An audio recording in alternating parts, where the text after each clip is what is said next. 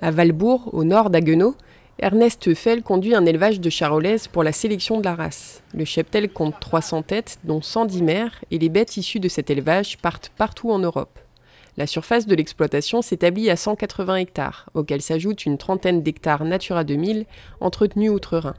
Il y a une vingtaine d'années, l'agriculteur décidait de laisser pousser les haies dans les fossés et en bordure de parcelles, et depuis quelques années, avec sa compagne Corinne, ils se sont mis à les travailler pour les intégrer dans le cycle de l'exploitation.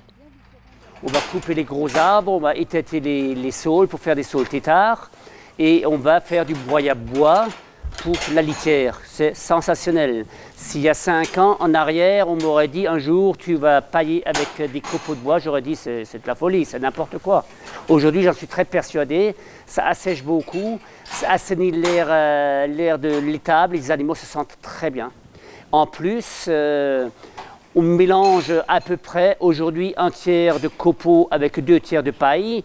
On paille comme un millefeuille, une fois des copeaux, une fois de la paille, toujours un peu varié. Et après, le fumier est sorti toutes les 4-5 semaines en andin. On composte 1 à 2 fois. Ça dépend, le fumier peut rester en andin entre 1 mois et 6 mois. Et donc 1 à 2 fois composté et mis dans les pâtures ou mis dans les terres de culture. C'est sensationnel. Alors, la plaquette bois qu'on va redistribuer dans les sols enrichit considérablement le fumier en lignine et crée un humus durable dans les sols qui va nous aider à créer un engrais très puissant, très riche. On le voit ici dans le potager. On a des légumes tout à fait spectaculaires. On a eu des céleris énormes, on a des potimarrons, des tomates, etc. C'est un engrais très puissant qui permet de remplacer les engrais chimiques. Ça stocke du carbone dans les sols aussi. Ça lutte contre le réchauffement climatique puisqu'il faut stocker 4 pour 1000 de carbone dans les sols pour réguler le climat. Et comme on a passé en bio en avril, ça remplace, en fait, ça nous aide à la transition vers la bio. Ça nous simplifie cette mutation, voilà, de l'agriculture traditionnelle, enfin, on va dire, vers l'agriculture biologique. Il y a vraiment une différence. Il est plus léger, il est mieux structuré, mieux structurant.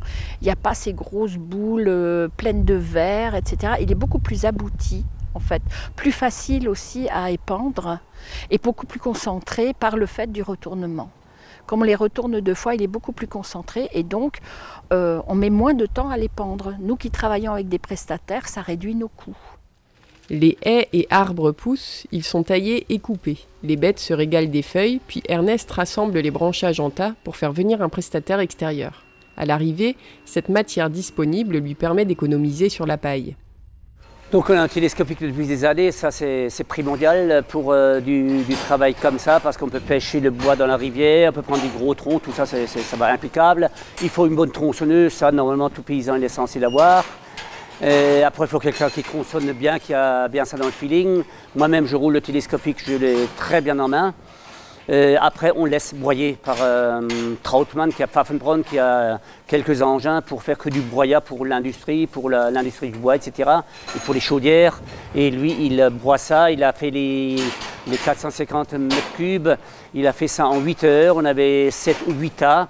Et ça me coûte 215 € l'heure, donc ça va coûter 215 x 8, ça fait près de 1800 €. Si je compte l'achat de la paille, c'est acheté sur le champ après la moissonneuse-batteuse, ça me coûte en coût réel de la presser, de la rentrer, transporter, etc. Ça me coûte à peu près 17 € le rouleau de paille de 1,40 m, 45 qui pèse dans les 200-220 kg. Donc faisons le calcul, si j'économise 500 à 700 bottes, 600 bottes, 2 fois 600, ça fait 12 000 € de paille que j'économise avec peut-être 500, 600, 700 mètres cubes de bois. Naturellement, il faut inclure d'une certaine manière, couper les haies, mettre ça sur les tas, c'est quand même un certain boulot. Mais bon, quand on est paysan, il faut quand même savoir le travail, les heures, on ne peut pas tout compter, sinon on n'a plus, la nature sera plus si jolie et plus si belle. Naturellement, si on n'avait qu'une seule culture dans toute la vallée, c'est très, très facile, mais il n'y aurait plus de biotopes, il n'y aurait plus de biodiversité, ça serait l'horreur. Aujourd'hui, je suis très content. Au printemps, par exemple, avec toutes les haies qui sont presque alignées et qui se joignent d'un bout à l'autre, il y a des oiseaux, toutes sortes d'oiseaux qu'on avait autrefois qui reviennent chez nous. Tout est vivant, ça chante, enfin c'est le paradis sur terre. Et cette année, Ernest et Corinne ont même réimplanté des haies sur les bordures où il en manquait pour réaliser des couloirs de biodiversité continue et assurer un maillage complet. Alors il faut savoir que dans le monde agricole, on a peur de toucher aux haies parce qu'on croit c'est interdit. En fait, il est interdit de toucher aux haies entre le 1er avril et le 31 juillet. En dehors de ça, vous pouvez les jardiner. Il n'est pas nécessaire de les arracher. Vous les jardinez, c'est-à-dire vous les recépez, vous les transformez en broyat, c'est tout à fait autorisé. On n'est plus dans la période de nidification des oiseaux. C'est pour ça qu'on les protège pendant cette période du, je répète, 1er avril au 31 juillet. On a trouvé un saule jaune, le saule doré, une vieille variété qu'on cultivait beaucoup ici pour faire les paniers les plus beaux et les plus solides. Donc on en a bouturé de celui-là, plus des charmes. On a fait une haie fruitière avec des pommiers, avec des pêchers, voilà. On replante des haies, oui, parce qu'on a récupéré des arbres, puis que ça nous fait bien plaisir, quoi. Et que tous ces grillages, toutes ces séparations de champs vides, on se dit qu'une haie y trouve sa place. Donc voilà, on replante des haies. Bien qu'on en ait des kilomètres sur le domaine, mais on aime ça et ça nous aide. C'est notre façon de contribuer à la lutte contre le réchauffement climatique. Car les sécheresses se succèdent dorénavant à intervalles réduits, et dans la même logique qui les a poussés à remplacer certaines cultures comme le maïs par des métailles et des légumineuses, l'agroforesterie s'inscrit dans un esprit de résilience. Alors le broyat de bois apporte en fait de la mycorhisation, développe la mycorhisation dans les sols.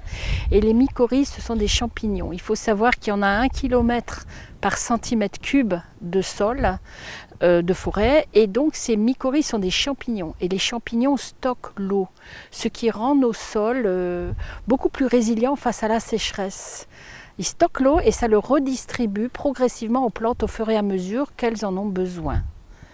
Et les mycorhizations, il faut savoir, sont aussi l'intermédiaire entre le monde animal et le monde végétal. Elles font que les choses, que le monde animal, par exemple les crottes et tout ça de ces micro-organismes du sol, soient assimilables par les plantes, quoi. C'est l'usine chimique intermédiaire entre le fumier animal et le végétal. Mais l'intérêt surtout, c'est le stockage de l'eau. Le gros effet de ça, c'est les champignons, les mycorhizes qui stockent l'eau. On doit devenir résilient par rapport à la sécheresse. On en a, elle se succède presque tous les ans. Et là, il faut qu'on trouve des solutions, quoi. Donc vive les haies, quoi. Vive les haies, vive l'arbre, vive le bois.